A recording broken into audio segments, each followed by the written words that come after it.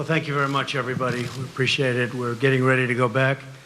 We had a tremendous 24 hours. We've had a tremendous 3 months, actually, because this has been going on for quite a while. That was a tape that we gave to Chairman Kim and his people, his representatives, and it captures a lot, captures what could be done. And that's a great place, has the potential to be an incredible place between South Korea, if you think about it, and China. It's got tremendous potential, and I think he understands that, and he wants to do what's right. It's my honor today to address the people of the world following this very historic summit with Chairman Kim Jong of North Korea. We spent very intensive hours together, and I think most of you have gotten the signed document, or you will very shortly. It's very comprehensive. It's going to happen. I stand before you as an emissary of the American people to deliver a message of hope and vision and a message of peace. Let me begin by thanking our incredible hosts in Singapore, especially Prime Minister Lee, friend of mine. This is a country of profound grace and beauty, and we send our warmest wishes to every citizen of Singapore who really made this visit so important and so pleasant, despite all of the work and all of the long hours. I also want to thank President Moon of South Korea. He's working hard. In fact, I'll be speaking to him right after we're finished. Prime Minister Abe of Japan, friend of mine, just left our country, and he wants what's right for Japan and for the world. He's a good man. And a very special person, President Xi of China, who has really closed up that border. Maybe a little bit less so over the last couple of months, but that's okay. But he really has, and he's a terrific person and a friend of mine, and really a great leader of his people. I want to thank them for their efforts to help us get to this very historic day. Most importantly, I want to thank Chairman Kim for taking the first bold step toward a bright new future for his people. Our unprecedented meeting, the first between an American president and a leader of North Korea, proves that real change is indeed possible. My meeting with Chairman Kim was honest, direct, and productive. We got to know each other well in a very confined period of time, under very strong circumstance. We're prepared to start a new history, and we're ready to write a new chapter between our nations. Nearly 70 years ago, think of that, 70 years ago, an extremely bloody conflict ravaged the Korean Peninsula. Countless people died in the conflict, including tens of thousands of brave Americans. Yet while the armistice was agreed to, the war never ended, to this day, never ended.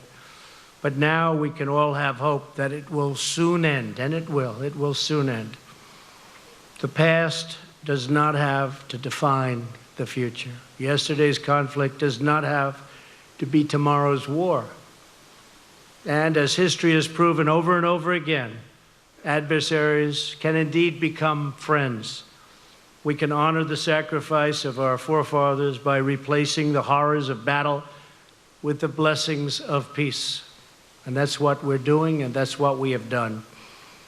There is no limit to what North Korea can achieve when it gives up its nuclear weapons and embraces commerce and engagement with the rest of the world that really wants to engage. Chairman Kim has before him an opportunity like no other, to be remembered as the leader who ushered in a glorious new era of security and prosperity for his people. Chairman Kim and I just signed a joint statement in which he reaffirmed his unwavering commitment to complete denuclearization of the Korean Peninsula. We also agreed to vigorous negotiations to implement the agreement as soon as possible. And he wants to do that. This isn't the past. This isn't another administration that never got it started and therefore never got it done. Chairman Kim has told me that North Korea is already destroying a major missile engine testing site.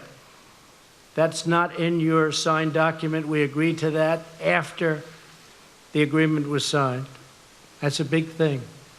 For the missiles that they were testing, the site is going to be destroyed very soon. Today is the beginning of an arduous process. Our eyes are wide open, but peace is always worth the effort, especially in this case. This should have been done years ago. They should have been resolved a long time ago. But we're resolving it now. Chairman Kim has the chance to seize an incredible future for his people. Anyone can make war, but only the most courageous can make peace. The current state of affairs cannot endure forever. The people of Korea, North and South, are profoundly talented, industrious, and gifted. These are truly gifted people. They share the same heritage, language, customs, culture, and destiny. But to realize their amazing destiny, to reunite their national family, the menace of nuclear weapons will now be removed. In the meantime, the sanctions will remain in effect. We dream of a future where all Koreans can live together in harmony, where families are reunited and hopes are reborn, and where the light of peace chases away the darkness of war. This bright future is within, and this is what's happening. It is right there. It's within our reach. It's going to be there. It's going to happen. People thought this could never take place. It is now taking place. It's a very great day. It's a very great moment in the history of the world. And Chairman Kim is on his way back to North Korea, and I know for a fact as soon as he arrives, he's going to start a process that's going to make a lot of people very happy and very safe. So it's an honor to be with everybody today. The media, it's a big gathering of media, I will say. Makes me feel very uncomfortable. But it is what it is. People understand that this is something very important to all of us, including yourselves and your families. So thank you very much for being here. We'll take some questions. Wow. It's a lot of questions. Go ahead. Sure, go ahead. Thank you. NBC. Thanks, Mr. President. 2 questions for you, if you don't mind. First, the man you met today, Kim Jong-un, as you know, has killed family members, has starved his own people, is responsible for the death of Otto Warmbier. Why are you so comfortable calling him very talented? Well, he is very talented. Anybody that takes over a situation like he did at 26 years of age and is able to run it and run it tough. I don't say he was nice or I don't say anything about it. He ran it. Very few people at that age, you can take 1 out of 10,000 probably couldn't do it. Otto Warmbier is a very special person, and he will be for a long time in my life. His parents are good friends of mine. I think without Otto, this would not have happened. Something happened from that day. It was a terrible thing. It was brutal. But a lot of people started to focus on what was going on, including North Korea. I really think that Otto is someone who did not die in vain. I told this to his parents. Special young man, and I have to say, special parents, special people. Otto did not die in vain. He had a lot to do with us being here today. Okay, thank you very much. Mr. President, that second question for you, sir, was on the security. Second question, sir, on the security assurances you talked about in your statement. Can you be specific about what assurances you are willing to give to Kim Jong-un? Does that include reducing military capabilities? And just to follow up on your answer. No, we're not reducing anything. We're not reducing. At some point, I have to be honest, and I used to say this during my campaign, as you know probably better than most. I want to get our soldiers out. I want to bring our soldiers back home. We have right now 32,000 soldiers in South Korea. And I'd like to be able to bring them back home, but that's not part of the equation right now. At some point, I hope it will be, but not right now. We will be stopping the war games, which will save us a tremendous amount of money, unless and until we see that the future negotiation is not going along like it should. But we'll be saving a tremendous amount of money. Plus, I think it's very provocative. Yes, John? Yes, John, go ahead. Oh, go ahead. I'm sorry. I thought you were John Roberts. I looked at you. You looked just much better, right? We're frequently confused, Mr. President. Yes. Mr. President, the joint statement does not talk about verifiable or irreversible denuclearization. Yeah. Is that a concession on the part of the United States? No, not at all, because if you look at it, I mean, it said we are going to, let's say here, it will be gone.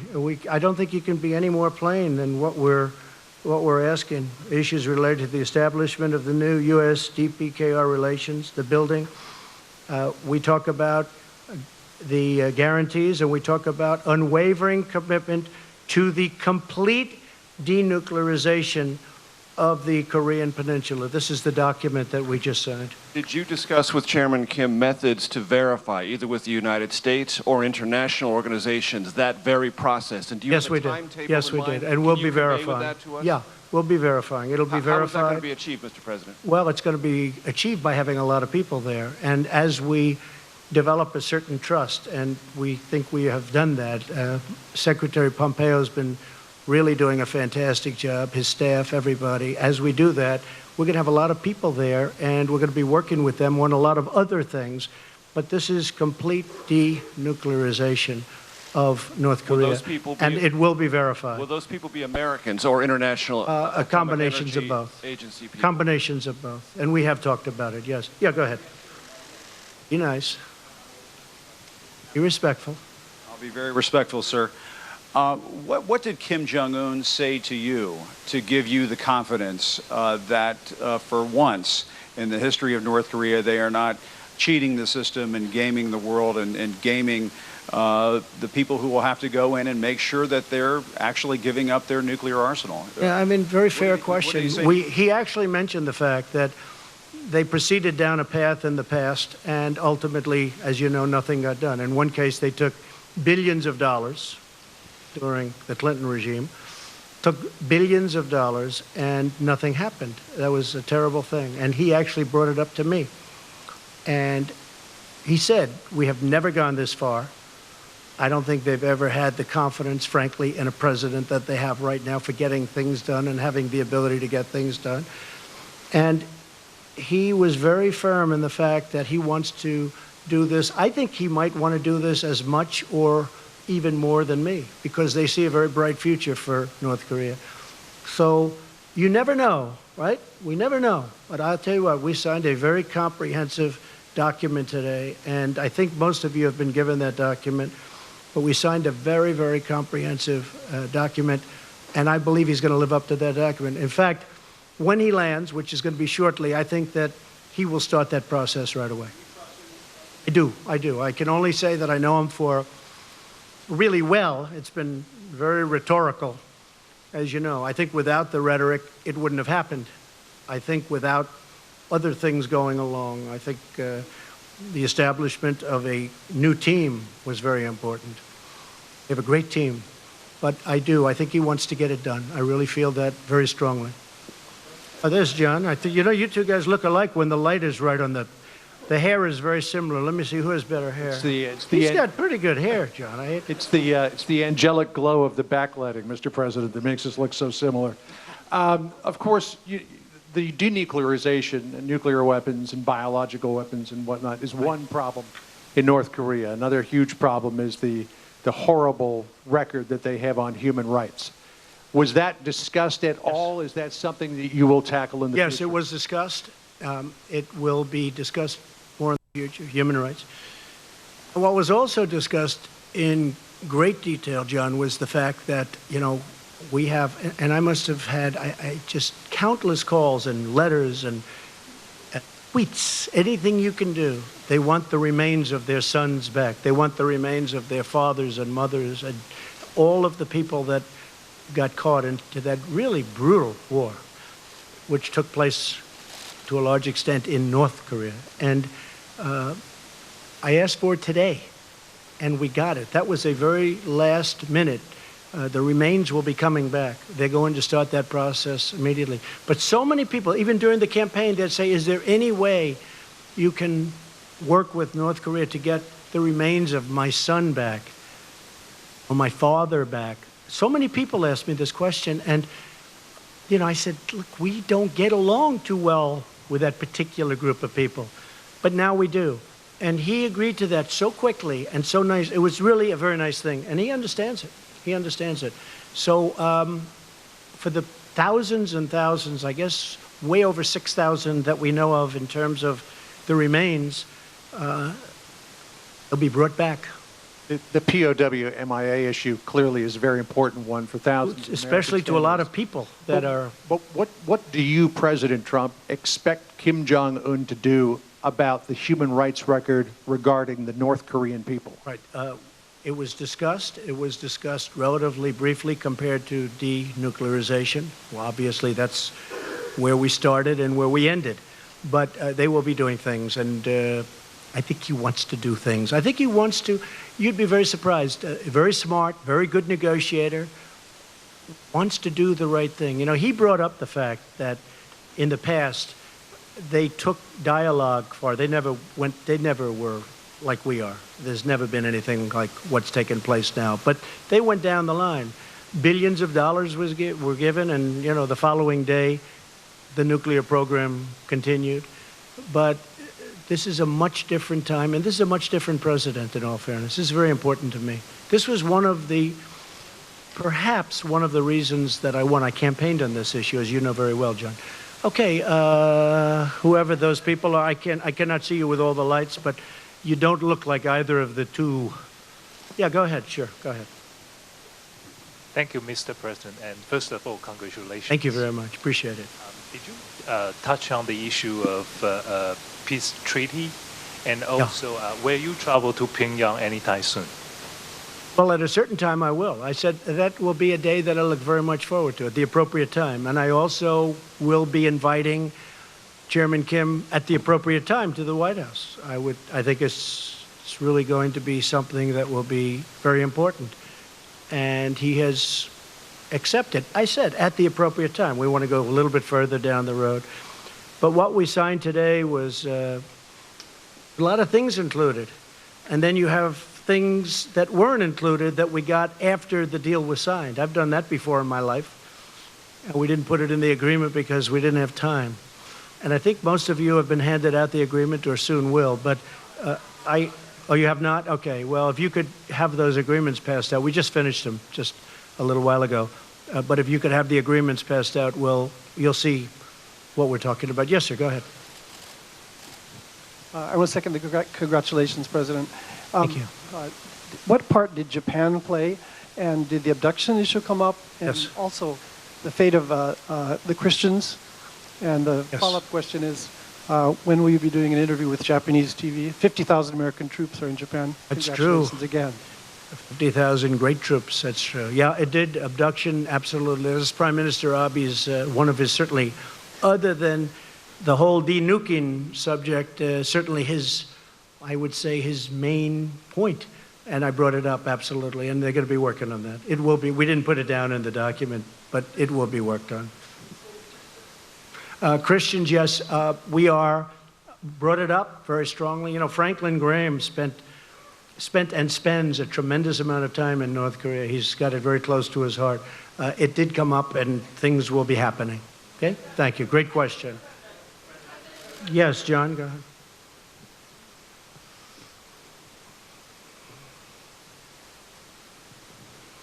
Thank you, Mr. President. Thank you, John.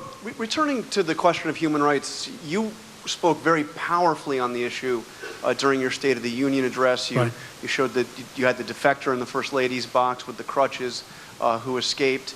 And you, at that point, said that North Korea has more brutally oppressed its people than any other regime on earth. Do you still believe that is the case, having sat down with Kim Jong-un, and does he need to change that? John, I believe it's a rough situation over there. There's no question about it. And we did discuss it today pretty strongly. I mean, knowing what the main purpose of what we were doing is, denuking, but discussed it at pretty good length.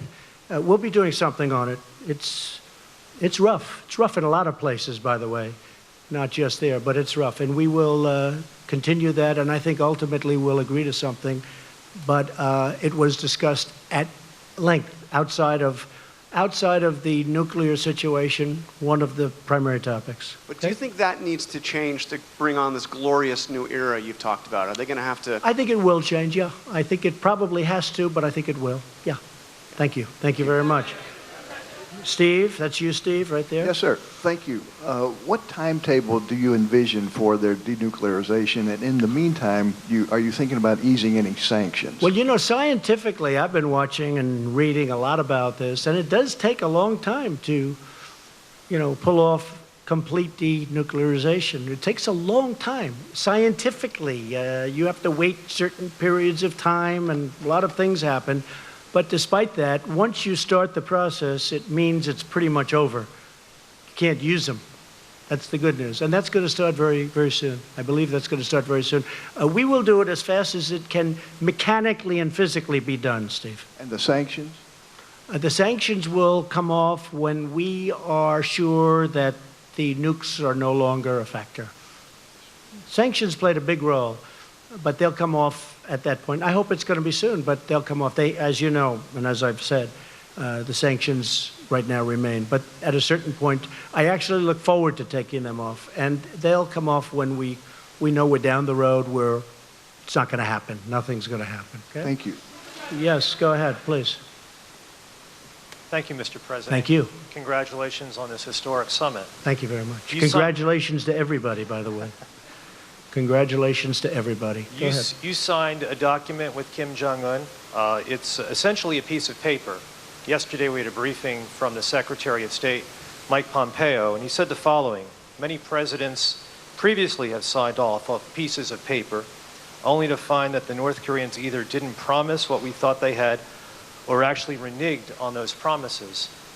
What makes this time different, Mr. President? Well, you have a different administration. You have a different president. You have a different Secretary of State. You have people that are, you know, it's very important to them, and we get it done. The other groups, maybe it wasn't a priority. I don't think they could have done it if it was a priority, frankly. I don't think they honestly could have done it even if it was a priority. And it would have been easier back then. Would have been, for me, it would have been much easier if this were 10 years ago or 5 years ago. And I'm not just blaming President Obama. I mean, this goes back for 25 years. This should have happened. I was given a very tough hand. I was given this. I was given the Iran deal and plenty of other problems. But we're doing really well. And the Iran deal, I have to be honest, I did it because nuclear is always number one to me. Nuclear is number one. But on the Iran deal, I think Iran is a different country now than it was 3 or 4 months ago. I don't think they're looking so much to the Mediterranean. I don't think they're looking so much at Syria like they were with total confidence. I don't think they're so confident right now. But I hope, with that being said, I hope that at the appropriate time, after these sanctions kick in, and they are brutal, what we've put on Iran, I hope that they're going to come back and negotiate a real deal, because I'd love to be able to do that. But right now it's too soon for that. Yes, Mr. please. President, you also did talk about establishing diplomatic relations, exchanging ambassadors. How long before that happens? Good question. Hopefully soon, but we'll have to get things moving first. A little bit early for that. We have to get things moving. Yes, go ahead. Hi.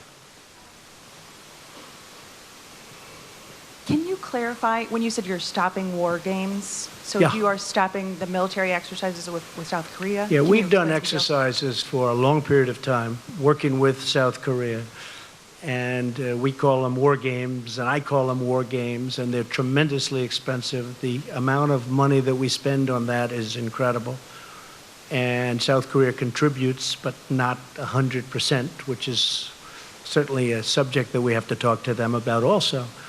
And that has to do with the military expense and also the trade. So we're doing that. We actually have a new deal with South Korea in terms of the trade deal, but we have to talk to them. We have to talk to many countries about treating us fairly. But the war games are very expensive. We pay for a big majority of them. We fly in bombers from Guam. I said it when I first started. I said, where do the bombers come from? Guam. nearby. I said, oh, great, nearby. Where's nearby? 6.5 hours. 6.5 hours, that's a long time for these big, massive planes to be flying to South Korea to practice and then drop bombs all over the place and then go back to Guam. I know a lot about airplanes. It's very expensive. So what And, does it and I mean? didn't like it. And what I did say is, and I think it's very provocative. I have to tell you, Jennifer, it's a very provocative situation when I see that, and you have a country right next door. So under the circumstances that we're negotiating a very comprehensive, complete deal, I think it's inappropriate to be having war games. So number one, we save money a lot. And number two, it really is something that I think they very much appreciated. Does North Korea give you something in return, though? Well, we've gotten, I've heard that. I mean, some of the people that, I don't know, maybe they really mean it. I don't always want to go against the press because I just don't, especially not today. This is too important. But I noticed that some of the people were saying that the president has agreed to meet. He has given up so much. I gave up nothing. I'm here. I haven't slept in 25 hours, but I thought it was appropriate to do because we've been negotiating for literally round the clock with them and with us and with John and with Mike and a whole team of very talented people. But we haven't given up anything other than, you're right, I agreed to meet. And I think the meeting was every bit as good for the United States as it was for North Korea. But I just wrote down some of the things we got. And they got a meeting. But only a person that dislikes Donald Trump would say that I've agreed to make a big commitment. Sure, I've agreed to take a period of time and come here and meet, and that's good. But I think it's great for us and as a country, and I think it's good for them. But what did they do to justify this meeting? Secured commitment for complete denuclearization. That's the big thing. They secured the release of 3 American hostages. They already gave them to us 2 months ago. These people are now living happily back in their homes with their families. And it was pretty rough for them, to put it mildly. Secure the commitment to recover the remains, including, these are of fallen heroes. And they're giving a commitment. They're starting it immediately to recover the remains. And I just went through how many people asked me about it. I was amazed, actually. So many people would ask me, is it possible? Is it possible? At that time, we had no relationship to Chairman Kim or to anybody else in North Korea. It was a very closed society. So we're getting the remains back. Secured the halt of all missile and nuclear tests. For how long has it been? 7 months? You haven't had a missile go up.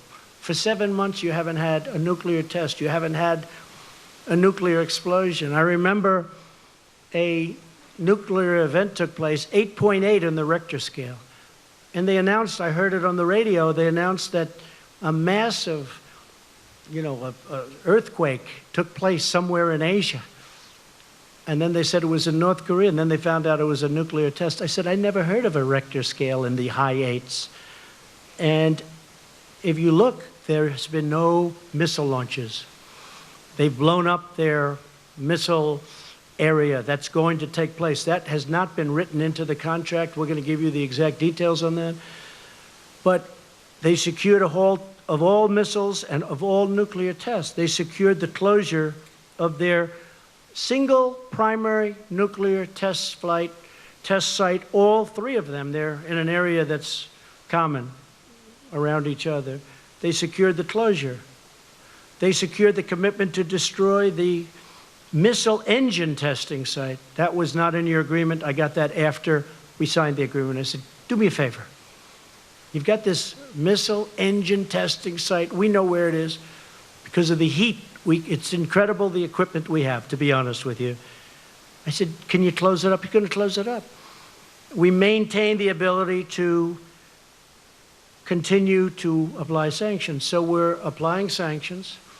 Now, I had 300 sanctions that I was getting ready to put on last week, and I said, I can't really put on sanctions when I'm meeting with. I thought it would be very disrespectful.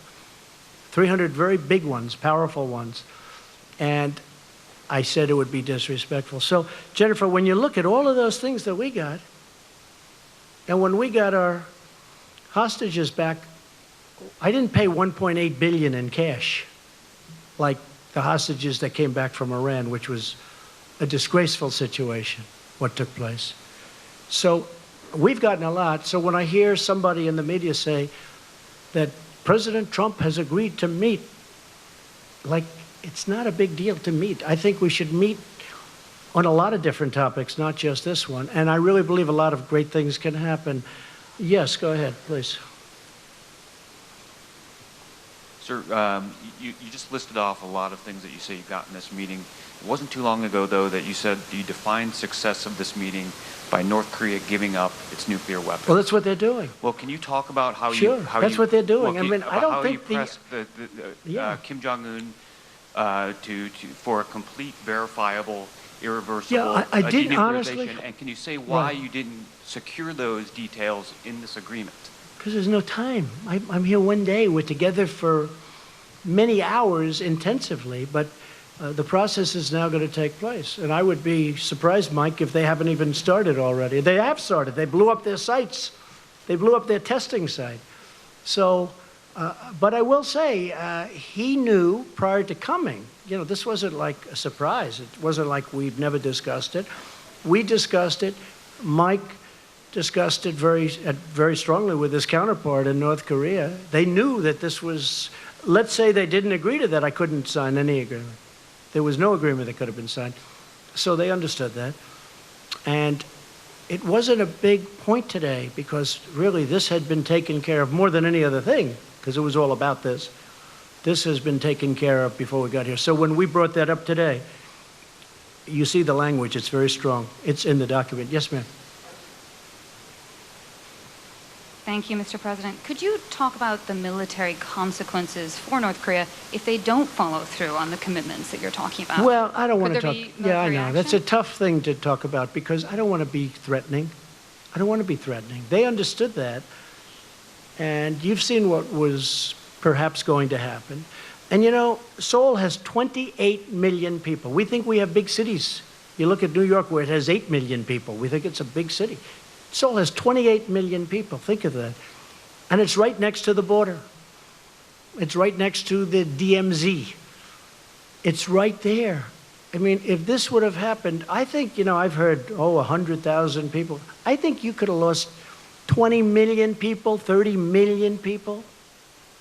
This is really an honor for me to be doing this because I think, you know, potentially you could have lost, 30, 40, 50 million people. The city of Seoul, one of the biggest cities in the world, is right next to the border. You once spoke about fire and fury. Is that no longer the case? Well, at that time we needed perhaps fire and fury because we could not have allowed that kind of capability from the standpoint of the United States. And certainly Japan wasn't going to allow it either. Japan is right next door. One more thing, Mr. President, could you tell us about the video that you showed before this? Yeah. When did you show that to Kim? What was the goal Today. there? Yeah. We had it made up by some, I hope you liked it. I thought it was good. I thought it was interesting enough to show. One in English and one in Korean. And we had it made up. I showed it to him today, actually during the meeting, toward the end of the meeting. And I think he loved it. They were given, we didn't have a big screen like you have the luxury of having. We didn't need it because we had it on a cassette and an iPad, and they played it. And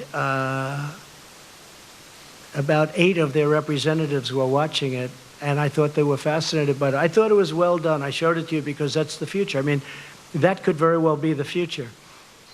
And the other alternative is just not a very good alternative. It's just not good.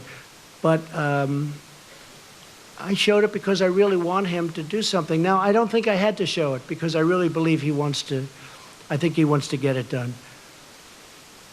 Yes, go ahead. How's Staten Island Ferry doing, okay? He wrote the best story about me with the Staten Island Ferry, and after that, he's never written a good story. It's a long time ago, sir. I don't know what happened. It's a long time ago. Mr. President, it's been a busy week for you on the international stage. You're leaving this summit here in Singapore having determined that Kim Jong-un is a talented man. You left the G7 summit a few days ago in Canada having determined that Prime Minister Trudeau is weak and dishonest. What do you say to America's allies who worry that you might be jeopardizing our long-term alliances and who worry that you might be treating our historic friends as enemies and our historic enemies as friends? Well, first of all, I think it's a very fair question. I had a very good meeting with the G7, and I left the meeting, and I'll be honest, we are being taken advantage of by virtually every one of those countries, very, very seriously. Now, the United States, because of bad management at the top, because of presidents that didn't care about trade or didn't understand it or whatever reason, for many years, with China being obviously the most successful at it, but the European Union is second, 151 billion we lost. They were represented at the meeting. And we're being taken advantage of on trade. Canada does have very big advantages over us in terms of trade deficits. We have a big trade deficit with Canada. I was reading where, it's actually a surplus. Not a surplus. It's either 17, but it could actually be 100. You know, they put out a document. I don't know if you saw it. They didn't want me to see it, but we found it. Perhaps they were trying to show the power they have. It's close to $100 billion a year loss with Canada. They don't take our farm products, many of them. They charge what was 270%, but somebody told me the other day that a few months ago they raised it to 295% for dairy products. And it's very unfair to our farmers, and it's very unfair to the people of our country, the workers, the farmers, the companies. And we are not able to trade. They have tremendous barriers up. They have tremendous tariffs. So when I put in a countervailing tariff just to get us up a little bit so the balance isn't so much, it's like this. They said, oh, that's so terrible. I said, what's terrible? We have to catch you a little bit. We have to have a little balance. Even if it's not complete, we have to have a little balance. I say this with many countries. Anyway, we finished the meeting. Really, everybody was happy.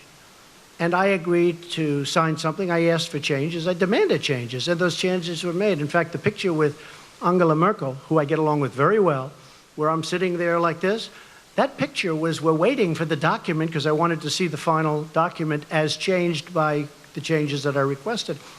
That was a very friendly, I know it didn't look friendly, and I know it was reported like sort of nasty both ways. I was angry at her. Actually, we were just talking, the whole group, about something unrelated to everything, very friendly, waiting for the document to come back so I could read it before I leave. Anyway, I left it, it was very friendly. When I got onto the plane, I think that Justin probably didn't know that Air Force One has about 20 televisions.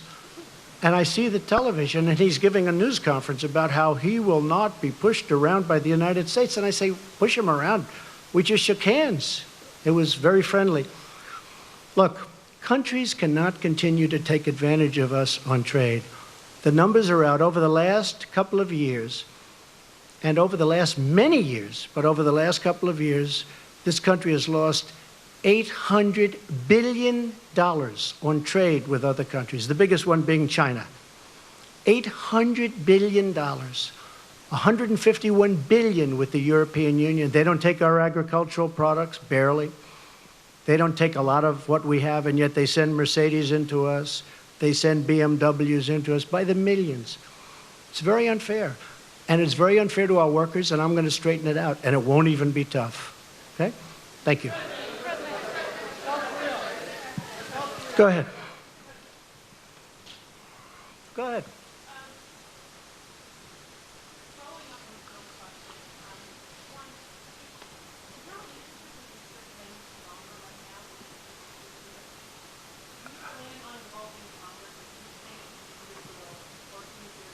I would like to involve Congress, yes. And no, I have a good relationship with Justin Trudeau. I really did. Other than he had a news conference that he had because he assumed I was in an airplane and I wasn't watching.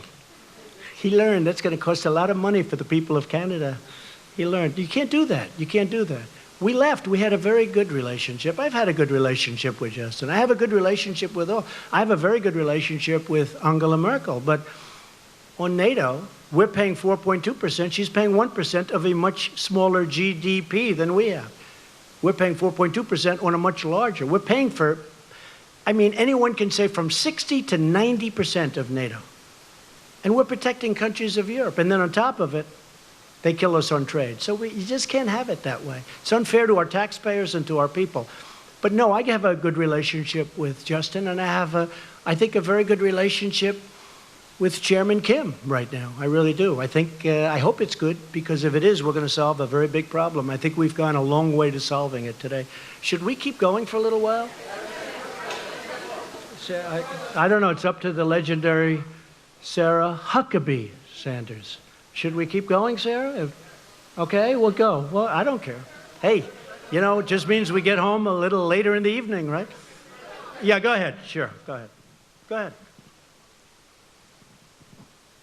Hi, Mr. President. How are you? I'm good. From the Straits Times of Singapore. Welcome to the country. Thank you very much. I hope you enjoyed our food. Beautiful country, I did. I just wanted to find out, you described this as a process. What is the immediate next step? Is there some ongoing dialogue with the North Korean? We're getting together next week to go into the details. And that's our Secretary official Pompeo, level? yeah, next week with John Bolton and our entire team to go over the details and to get this stuff done. We want to get it done. He wants to get it done. We're also working very much with South Korea. We're working with Japan. We're working with China to a lesser extent, but we're working with China. And you're coming back to Singapore? I would come back gladly. Your Prime Minister was fantastic. We were with him yesterday. He's done a great job. It was very welcoming. It really probably made a difference, actually. It's a great place. Thank you very much. Thank you, Mr. Yes, President. ma'am. Thank you, Mr. President. What was it about that first interaction with Chairman Kim this morning that made you decide not to walk away after you said that you would know within the first minute if he was sincere about I've said that about denuclearization? relationships. I've said that about people. You know, in the first second, now I was generous, I said 5 seconds, but you know, in the first second, in some cases, sometimes that doesn't work out. But sometimes it does. From the beginning, we got along. But there's been a lot of groundwork. This wasn't like we went and we started talking about, as you know, right? We didn't just come in and start talking about these very complex subjects that have been going on for 70 years. We've been discussing this for months. And, you know, once the rhetoric stopped, once they did a great thing. You know, North Korea did a great thing by going to the Olympics, because the Olympics, and President Moon will tell you this, the Olympics was not exactly doing great. People didn't feel like being bombed out of the opening ceremonies. You know, they weren't exactly selling tickets. And as soon as the Chairman Kim, said, let's participate in the Olympics, it sold like wildfire and was a great success as an Olympics. It was a great success. He did a great thing. But since that time, pretty much since that time, because as you know, a delegation came from South Korea who had just met with North Korea. They came to the White House. They told me lots of things, including the fact that they'd be willing to denuke. We have one of their great people here today, that they were willing to denuke. And once that started, we have been really talking about that from the end of the Olympics, when the whole delegation came to say various things, including denuking. If I may, a second question. In the document that you signed earlier today, North Korea agreed to commit to denuclearization. To borrow a phrase that you have used to criticize your predecessors and political opponents, how do you ensure that North Korea is not all talk, no action Well, going I think, forward? can you ensure anything? Can I ensure that you're going to be able to sit down properly when you sit down? I mean, you can't ensure anything. All I can say is they want to make a deal. That's what I do. My whole life has been deals. I've done great at it. And that's what I do. And I know when somebody wants to deal, and I know when somebody doesn't. A lot of politicians don't. That's not their thing. But it is my thing. I mean, again, this really could have been done, I think, easier a long time ago. But I know I just feel very strongly, my instinct, my ability or talent, they want to make a deal. And making a deal is a great thing for the world. It's also a great thing for China. Because I can't imagine that China is happy with somebody having nuclear weapons so close. So, China was very helpful. So I think he wants to make a deal. Can anybody be certain? But we're going to be certain soon because the negotiations continue. Okay? Thank you very much. Go ahead. mentioned that you have raised extensively the issue of human rights with Chairman Kim. I wonder what you would say to the group of people who have no ability whatsoever to hear or to see this press conference, the 100,000 North Koreans kept in a network of gulags. Have you betrayed them by legitimizing the regime in Pyongyang? No, I think I've helped them because I think things will change. I think I've helped them. There's nothing I can say. All I can do is do what I can do. We have to stop the nuclearization. We have to do other things, and that's a very important thing. So at a certain point, hopefully you'll be able to ask me a much more positive question or make a statement. But not much I can do right now. At a certain point, I really believe he's going to do things about it. I think they are one of the great winners today, that large group of people that you're talking about. I think ultimately they're going to be one of the great winners as a group. Yes, sir, go ahead. Go ahead. Yeah. Would you ever consider removing the sanctions without significant improvement in the human rights situation? No, I want significant improvement. I want to know that it won't be happening. And again, once you start that process, there'll be a point at which, even though you won't be finished for a while because it can't happen scientifically or mechanically, but you're not going to be able to go back. You know, once we reach that point, I'll start to give that very serious thought. Yes, go ahead. Go ahead. Go ahead. You first. Mr. President, did you also discuss the cost of denuclearization and how North Korea is about to foot the bill while the crippling sanctions remain in place? I'm from Channel News Asia, Singapore. Well, I think that South Korea and I think that Japan will help them very greatly. I think they're prepared to help them. They know they're going to have to help them. I think they're going to help them very greatly. We won't have to help them.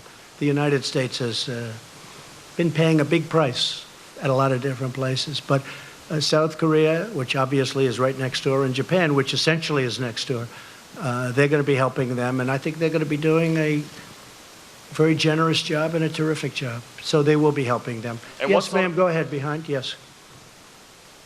Thank you, Mr. President. Thank you. I'd like to follow up on Steve's question. He asked you how long it would take to denuclearize the Korean Peninsula. You said a long time.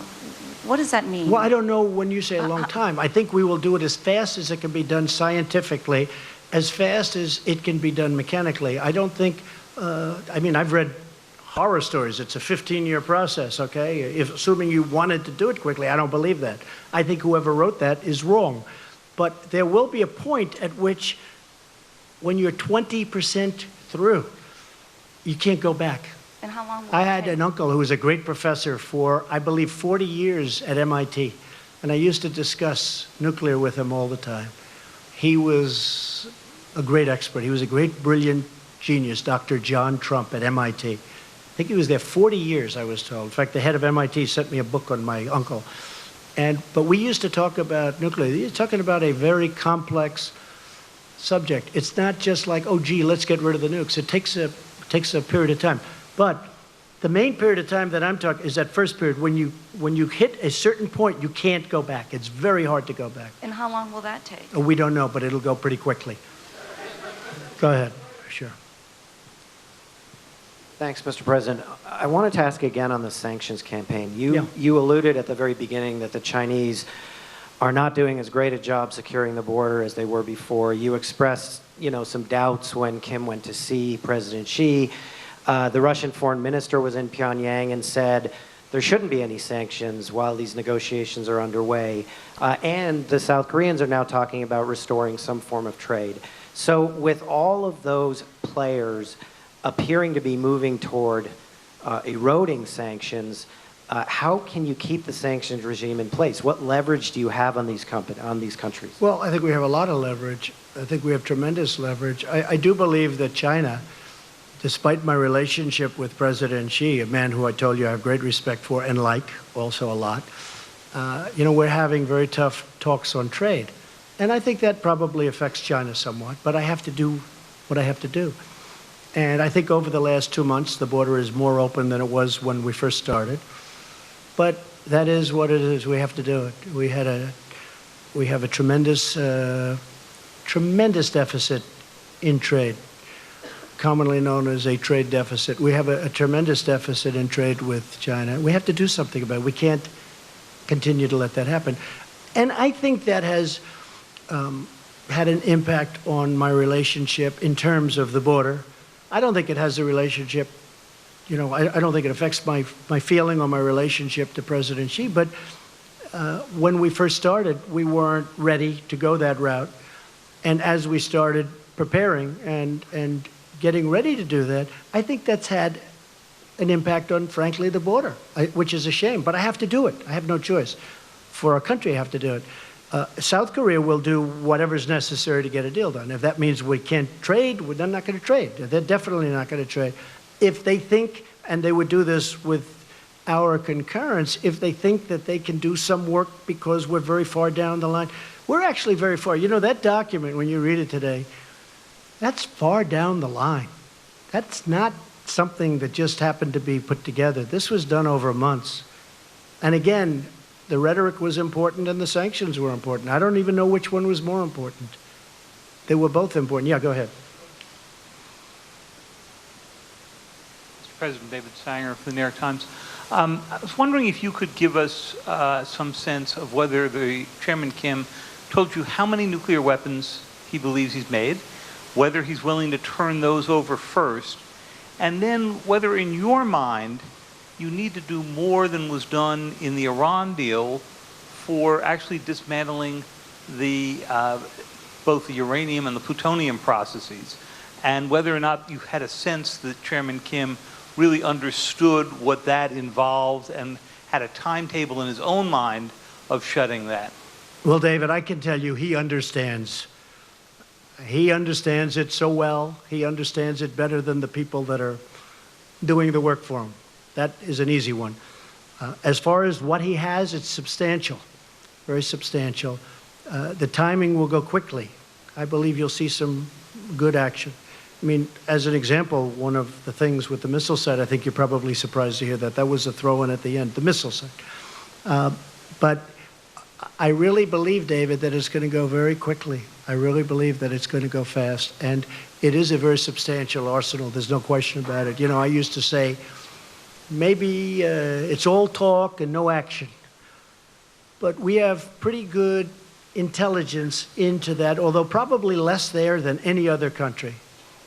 You understand that maybe better than anybody in the room. Probably less there than any other country. But we have enough intelligence to know that what they have is very substantial. This is why, David, I always say that this shouldn't have taken place so late into the process. Wouldn't this have been better if it was 5 years ago or 20 years ago or 15 years ago and we didn't have to worry about not having a successful meeting like today? So, and I still love my first interview with you, David. I still have that interview, actually. Yeah, go ahead. Thank you.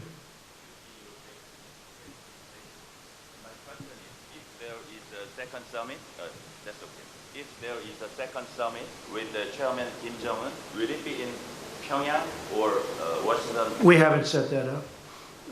We'll probably need another summit. We'll probably need, or meeting, we could use a different term, but we'll probably need another one. I will say this, we're much further along than I would have thought. I did not think we'd be here. I thought, and I've told people, I didn't want to build up people's hopes too much. I told people, I thought that this would be a successful meeting if we got along, we developed a relationship, and we could have maybe gotten to this point in 3 or 4 months from now.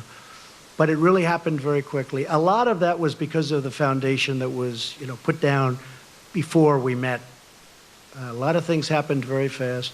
We didn't have, as an example, bringing back the remains. That was not one of the things that was on our agenda today. I brought it up at the very end because so many people had talked to me about it. And I brought it up at the very end, and he was really very gracious. Instead of saying, well, let's talk about it the next time, he said, it makes sense, we will do it. And he knew, they know where many of those incredible people are, where they're buried, along roads, along highways, along paths, usually, because our soldiers were moving back and forth and they had to move rapidly. It's very sad. But he knew, and that was brought up at the very end. And, it was really great that he was able to do it. A lot of people are going to be very happy about that. Yes, go ahead, please. Thank you, Mr. President. Thank you. Emerald Robinson, One American News. Congratulations. Thank you. Thank you for the nice way you treat us. We appreciate it. Really, it's very good. It's really beautiful what you do. Go ahead.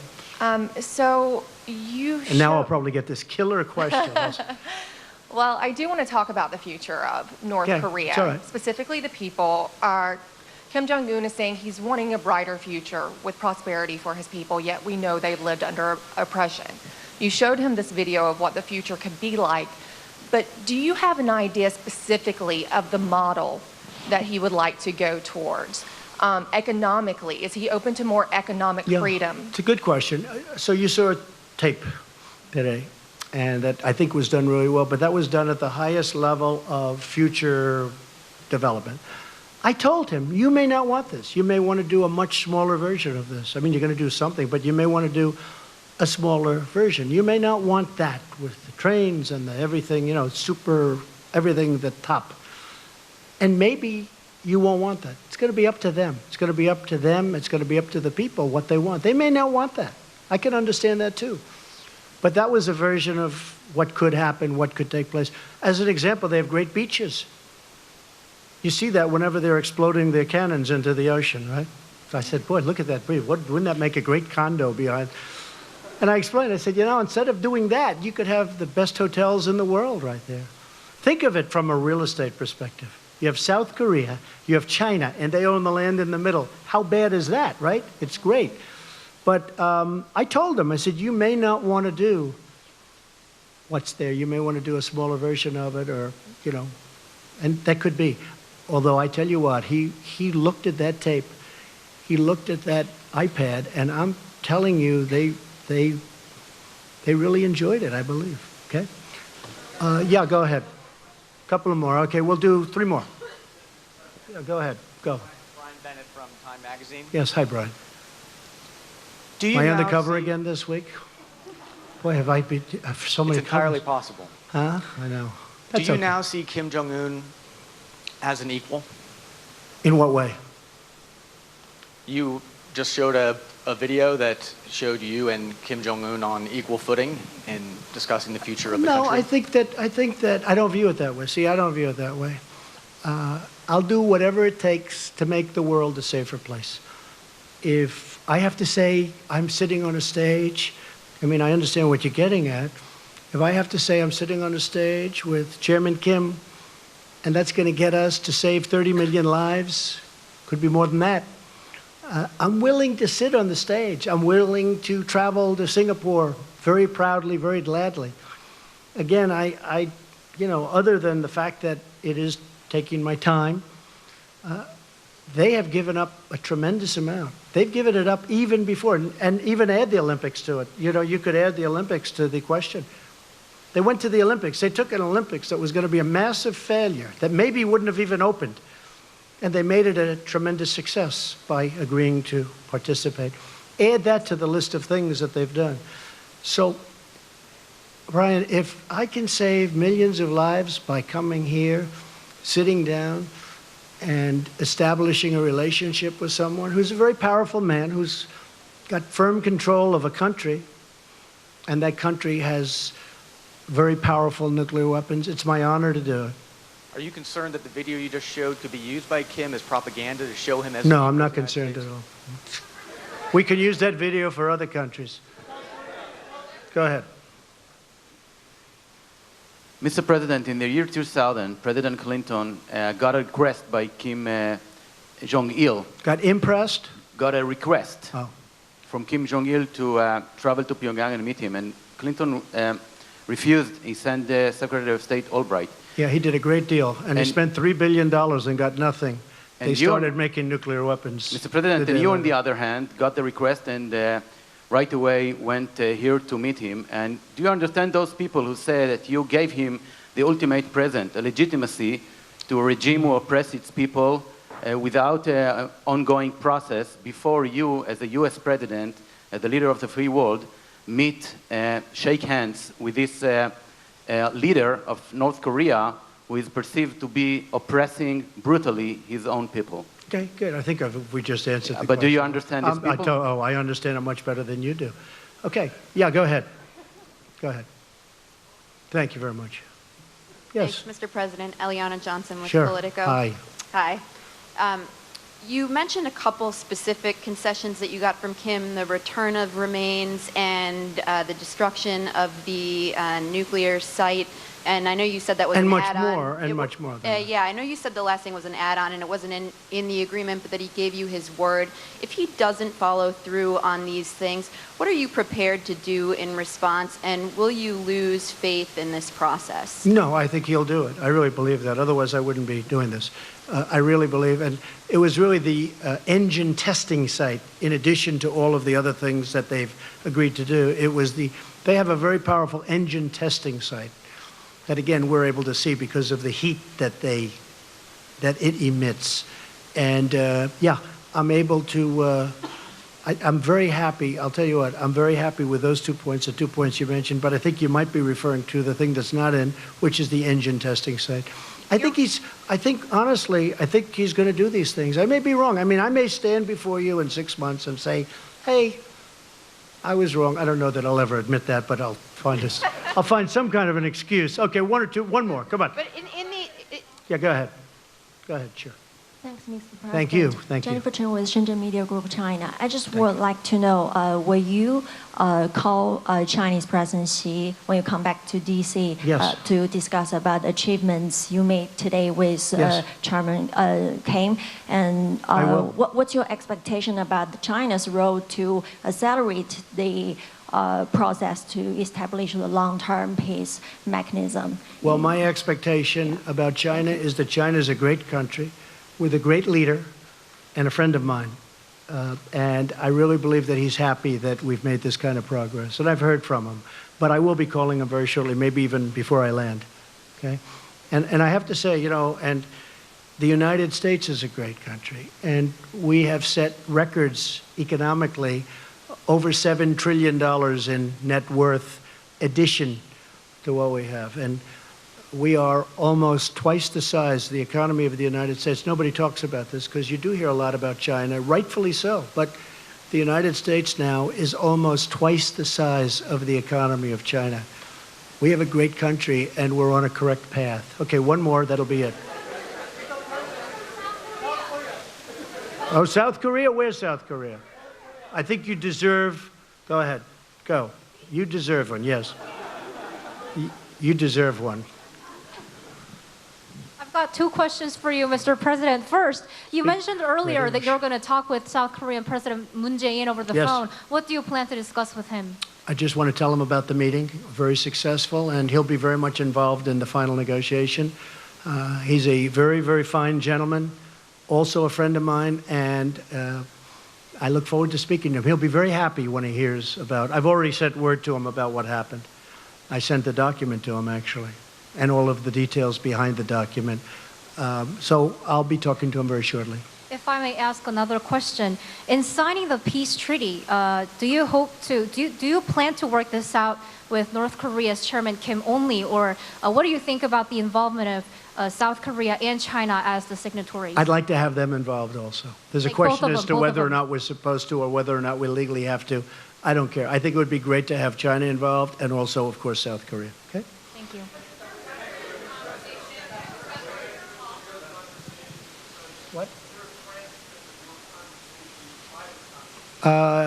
Mike, do they have a transcript? They probably have a rough transcript, which you can give us if you have one. No, they didn't record it. I don't think they recorded it. Are there any recordings of it? I wish there were, because it is interesting stuff. Say it. I don't. We probably have some notes or something, but they have actually detailed notes, I would imagine. But we had a great conversation. It was a very heartfelt conversation.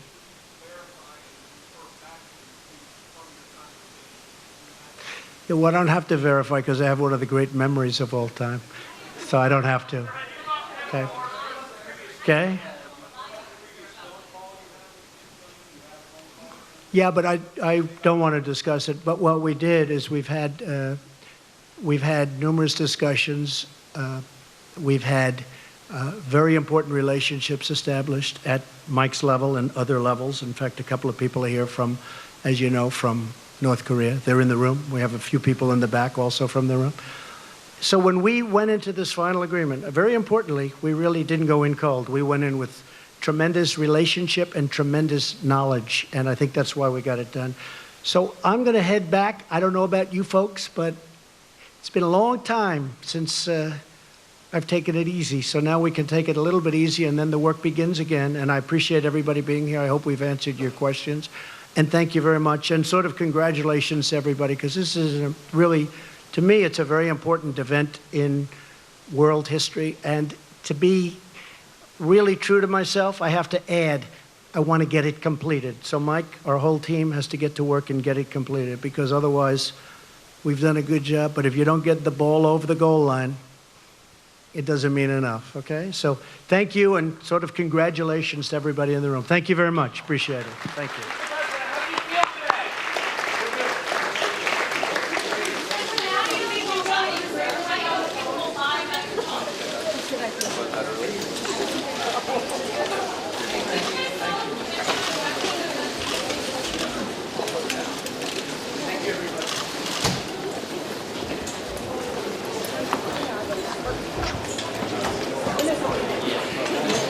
Ladies and gentlemen, please remain seated while the President and his travel pool departs.